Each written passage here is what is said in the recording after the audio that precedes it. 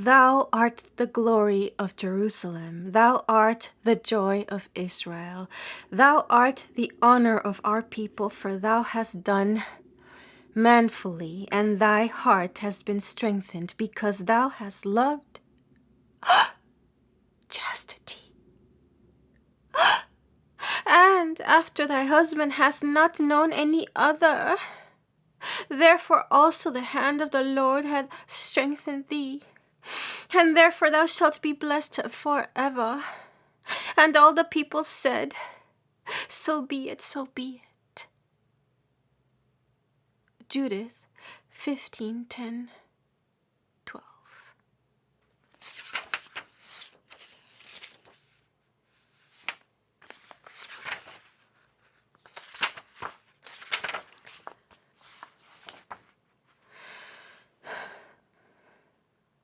This book attempts to tell the amazing story of Queen Isabel of Castile, as it appeared to her contemporaries.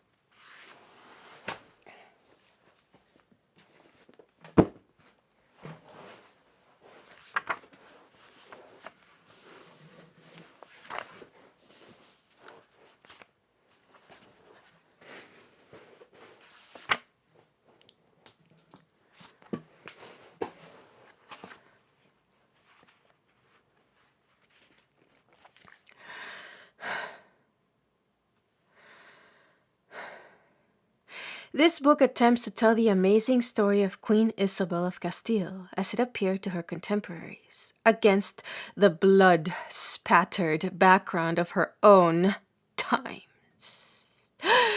It is a tale so dramatic, so fascinating, that it needs no embellishing or piercing or piecing out with the wisdom or folly of another age. To probe the inner cosmos of men and women long dead by the light of a pseudo-science, to strip away with pitiless irony all noble or generous appearances, to pry open with an air of a personal infallibility the very secret hinges of the door to that ultimate sanctuary of the human conscience, which is inviolable even to father confessors. That is an office for which I have neither the taste nor the talent, and if I have fallen unawares into any such pitfalls of the devils of megalomania, I beg forgiveness in advance.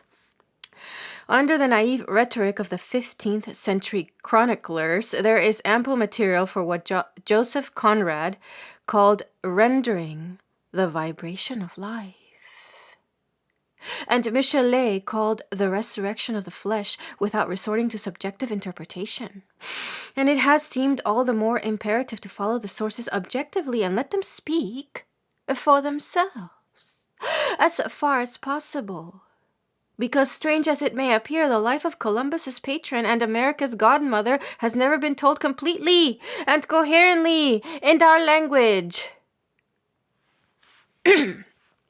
For nearly a century, the quote official unquote biography has been a Prescott's history of the reign of Ferdinand and Isabella. He was a careful and patient scholar to whom we owe a debt of no small size, yet he was incapable of understanding the spirit of the 15th century Spain.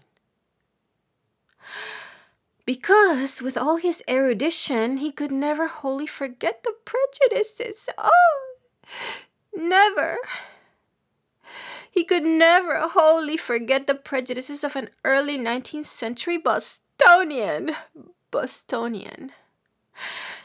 And modern research has opened up treasures of source material unknown to him. Llorente, whom he followed with blind confidence on the Inquisition, has been proved not only wildly inaccurate, but deliberately dishonest.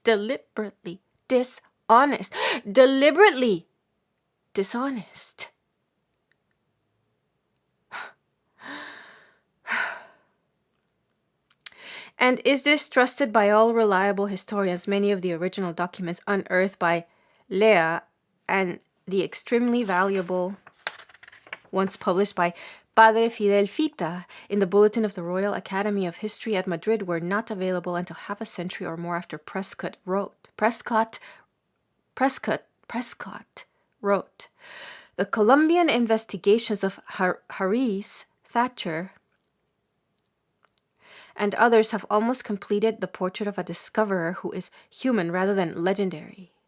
The studies of Señora Amador de los Rios, Dr. Meyer Kaiserling, and Monsieur Isidore Loeb have shed new light upon the history of the Spanish Jews."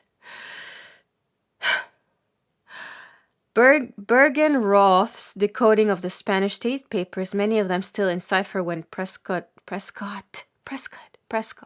wrote, has provided a new approach to Isabel's relations with France, England, and the Holy Roman Empire. Nearly all the biographies of Isabel in the English language and some in French have followed the conclusions of Prescott and have adopted his attitude even when they have made use of later material. When not openly hostile, they have generally approached the 15th century with an air of condescension. The worst possible attitude for a historian. For condescension is not a window, but a wall. Even to begin to understand a person, the representative of an age, you must have enough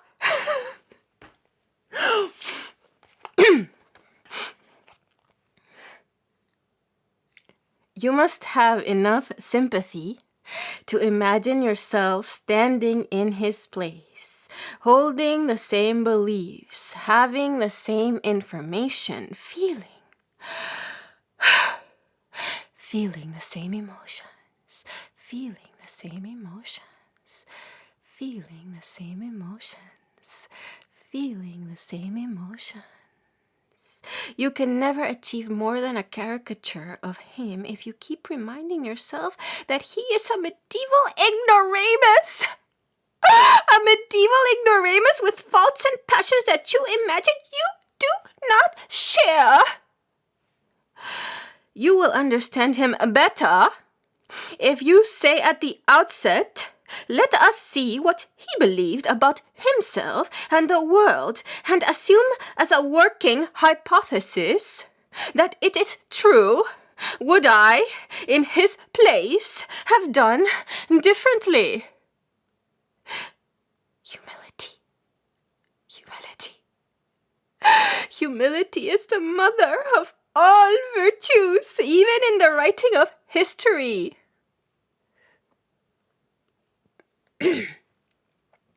Again, to understand a woman, crusader, who changed the course of civilization and the aspect of the entire world,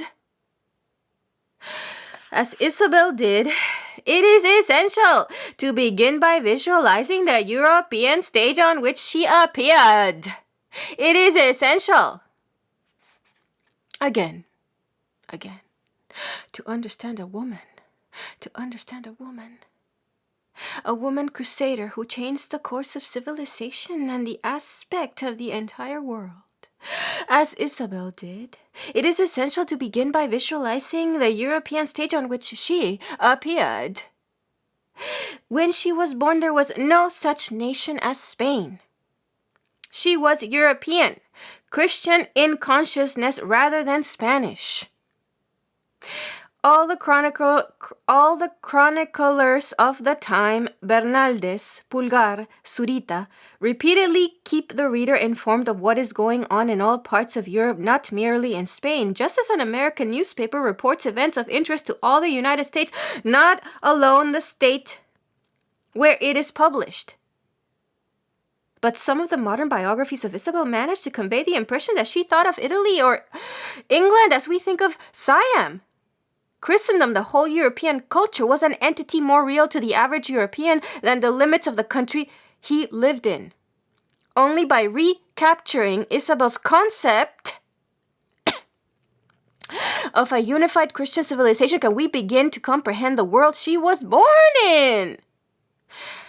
Only by recapturing Isabel's concept of a unified Christian civilization can we begin to comprehend the world she was born in. It was a dying world. The West was like some old the West was like some old ship eaten by intestine fires. It was a dying world. The West was like some old ship eaten by intestine fires and ready to founder under the waves of a triumphant Mohammedanism. It was a dying world. The West was like some old ship eaten by intestine fires and ready to founder under the waves of a triumphant Mohammedanism. For Christendom had hardly subdued the barbarism that snuffed out the light of Rome when it was forced to begin a titanic struggle for its very existence. Not merely the First Crusade or the Fourth Crusade that our histories mention, but a super crusade that kept Europe on the defensive for 1,000 years. From the early 8th to the late 17th century, even the fanaticism and the militarism of our medieval ancestors were imposed upon them by the continual necessity of warding off attacks by fanatical and militaristic foes. After the barbarian migrations came the ravages of Magyars and Vikings, and finally the ruthless millions of Islam.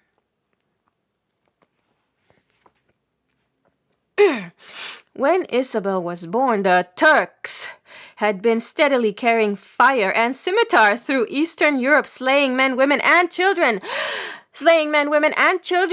The Turks had been steadily carrying fire and scimitar through Eastern Europe, slaying men, women, and children. They had reached the Danube, overrun Asia Minor, taken Lower Hungary, gobbled up a great part of the Balkans. In Isabel's third year, 1453, they blasted their way into Constantinople and made themselves masters of Greece.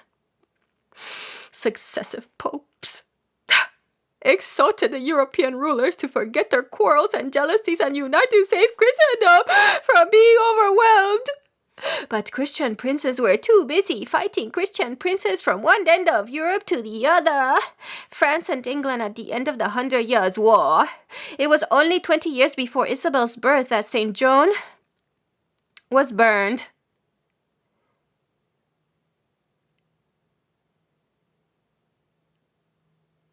Were exhausted. But Christian princes were too busy fighting Christian princes from one end of Europe to the other. France and England. At the end of the 100 Years' War, it was only 20 years before Isabel's birth that St. John was burned, were exhausted. Yet Louis XI was preparing to crush feudalism in France, and England was on the eve of the wars of the Roses that rent her for a generation.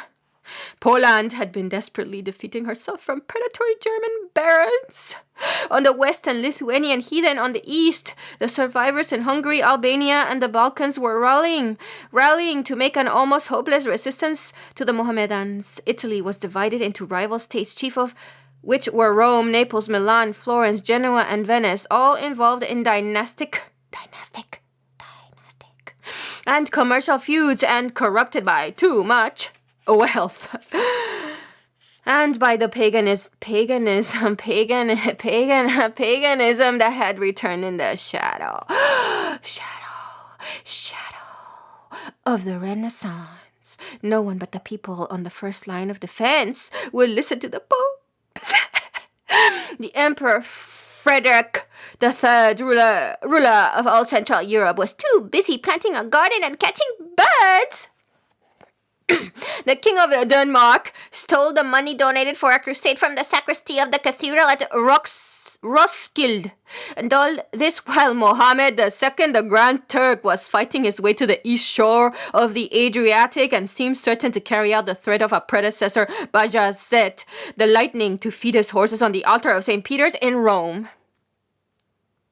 Meanwhile, the Mohammedans had long since driven a wedge into Western Europe by way of Spain. Of the three great peninsulas that Christendom had planted like colossal feet in the Mediterranean, they now possessed Greece and were preparing to assail Italy, but Spain had been their battleground for nearly 800 years. Hardly had the Mohammedan Arabs subdued and organized the Berbers of North Africa when they were invited by...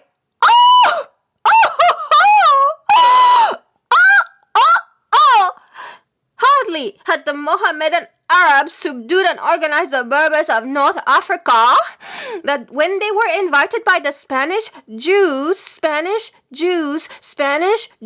to cross the 9-mile strip of water at Gibraltar and possess themselves of the Christian kingdom. The plot was discovered and the Jews sternly punished. A second attempt, however, was successful at a moment when the Visigoth monarch was perishing of its own follies. It remains a fact, says the Jewish Encyclopedia, that the Jews, either directly or through their co-religionists in Africa, encouraged the Mohammedans to conquer Spain. In 709, the Arab General Tariq led an army of Berbers in which there were many African Jews across the straits, defending and slaying King Rodrigo with the aid of Christian traders at the great battle of Jerez de la Frontera. They carried death in all directions through the peninsula wherever they went. The Jews threw open the gates of the principal cities wherever they went. The Jews threw open to them the gates of the principal city, so that in an incredibly short time the Africans were masters of all Spain. Wherever they went, the Jews threw open to them the gates of the principal city, so that in an incredibly short time the Africans were masters of all Spain, save the little kingdom of the Asturias in the northern mountains, where the Christian survivors who were unwilling to accept Islam reassembled and prepared to win back their heritage. Meanwhile, the Berbers entered France along the Mediterranean coast. The whole Western culture of Rome was in jeopardy a second time from the same enemy, for by a striking coincidence, it was the same Berber race that had followed Hannibal across the Alps into Italy nearly 1,000 years before. The fate of all Christendom hung on the issue of a battle.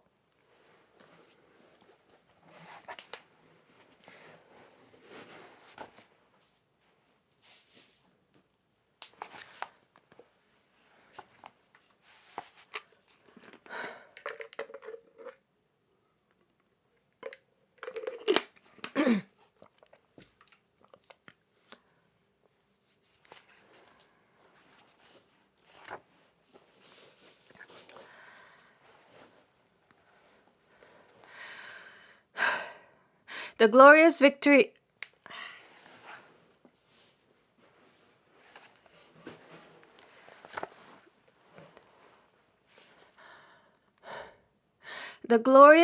of Charles Martel in 732 saved our culture.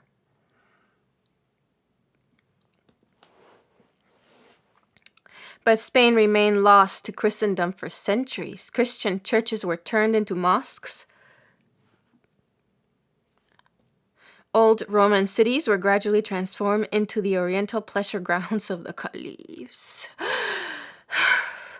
Córdoba, under the Umayyad Abd Rahman III in the 10th century, was more beautiful than Baghdad, and next to Constantinople, the most magnificent city in Europe. Medicine, mathematics, and philosophy were taught in its schools. At a time when the Christians to the north were fighting for the mere right to exist, the caliphs enjoyed an income greater than those of all the kings of Europe combined. Slowly and painfully, but with hope born of their faith, the Christian knights fought their way south into the lands of their ancestors. With much expense of blood, they gradually carved out 5 small Christian states: Castile and Leon on the great central plateau, Navarre in the shadow of the Pyrenees, Aragon, originally a Frankish colony, in the northeast, and Catalonia, remnant of the old Spanish March, on the eastern coast. Alfonso VI of Castile took Toledo in 1085, though the Saracens, reinforced by hordes of Almoravides from Africa, later defeated him. Alfonso Sanchez recovered Zaragoza and the sacred site where St. James the Apostle, Santiago, had built the first Christian church in Spain. Aragon and Catalonia united. Portugal became independent in 1143, and then in 1160, the military failure of Alfonso VIII placed in peril all that had been gained. At a critical moment, the great voice of Pope Innocent III, summoning all Europe to join in the Spanish Crusade, prevented a second catastrophe.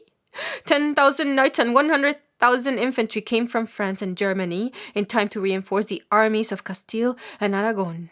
They vanquished the mighty Saracen host in the Battle of Las Navas de Tolosa in 1212.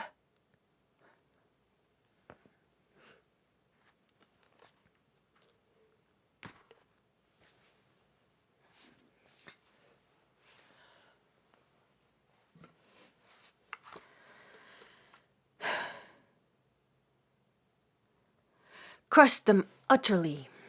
Left 200,000 of them dead on the field. It was the turning point of the age-long crusade. In the following generation, Fernando III, the saint, recaptured Córdoba, Seville, Jerez, and Cádiz. Luxuriant Andalusia, south of Castile, was regained. When the 15th century began, nothing was left to the Moors but the kingdom of Granada in the extreme south.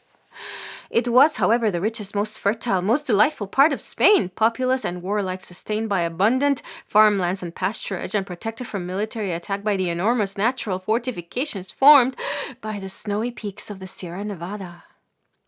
The city of Granada and the score of almost impregnable towns that encircled it could put into the field a well-equipped army of 50,000. But even more menacing to the security of the Christian kingdoms was the fact that the Moors could obtain almost unlimited reinforcements and supplies from the Mohammedan millions of Africa. And at short notice, so long as Islam retained any foothold in Spain, there was perpetual danger that the 700 years of heroic effort might be lost.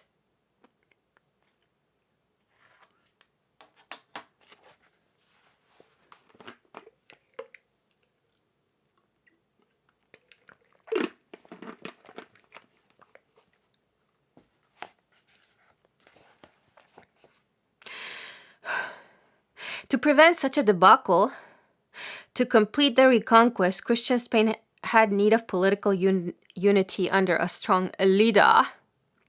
But the problem of unity was far more intricate than the one with which Louis XI was beginning to grapple in France. He, too, had an arrogant feudal nobility to suppress, anarchy to reduce to order, a bankrupt country to make productive. But he had an enormous advantage in the fact that his people were so nearly one in race and were one in religion. There was no such fundamental unity to build upon in Spain, where the Jews constituted a powerful minority resisting all efforts at assimilation. There was no such fundamental unity to build upon in Spain, where the Jews constituted a powerful minority resisting all efforts at assimilation. Of the openly professing Jews of the synagogue, there were only some 200,000 in 1450, and they were allowed complete freedom of worship. But far more numerous were those Jews. There must have been at least 3 million of them who observed the rites and customs of the old law in secret,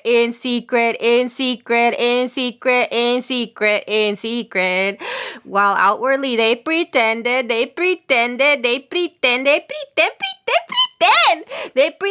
to be Christians. They were called conversos, or new Christians. The Jews of the synagogue sometimes called them marranos, from the Hebrew Maranatha, the Lord is coming, in derision of their belief, or feigned belief, in the divinity of Jesus Christ. The conversos were assimilated in a superficial sense. Superficial. superficial sense, for many of them married into the noblest families in Spain, enjoyed all the privileges of Christians, and had gradually gathered into their hands most of the wealth, most of the wealth, most of the wealth, most of the wealth, the political power, and even the control of taxation. But it was generally felt that in a crisis they would prove to be Jews at heart, enemies of the Christian faith and the allies, as in the past of the half-Oriental and circumcised Moors. How to fuse elements almost as immiscible as oil and water into a unity capable of resolving chaos into order and pushing back to the Mediterranean the western salient of the mighty battle line of Islam. That was the challenge that the Times had hurled at Isabel's immediate ancestors and found them wanting. It was a task which, if at all possible, demanded constructive genius of the highest order. By some mysterious ordering of circumstance, by a falling out of events more romantic than fiction, it was committed to the hands of a woman.